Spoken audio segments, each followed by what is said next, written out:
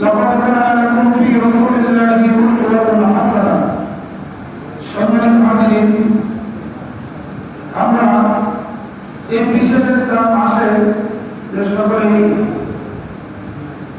একত্রিত হলাম তার একটাই মাত্র উদ্দেশ্য, সেটা হলো বিশ্বনবী সাল্লাল্লাহু আলাইহি ওয়াসাল্লাম এই মাসে দুনিয়াতে এসেছিলেন, আবার এই মাসে তিনি দুনিয়া থেকে চলে গিয়েছিলেন।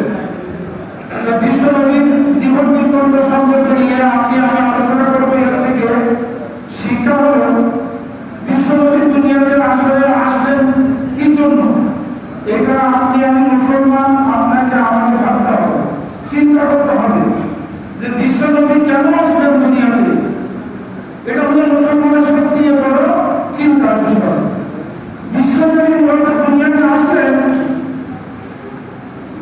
জাহিলি যুগের যে সমস্ত মতবাদ ছিল, জাহিলি যুগের যে সমস্ত কিন্তু কালচারগুলো ছিল, আইন কানুন নিয়ম কানুন যেগুলো ছিল, এগুলো মূলত মানুষদেরকে সম্প্রদায়দেরকে অর্থাৎ মূর্তি পূজা অনুসারী, অর্থাৎ জাহিলি যুগকে জাহিলি যুগ যে এমন একটা যুগ ছিল যে সময় মানুষকে হত্যা বলেন, মানুষ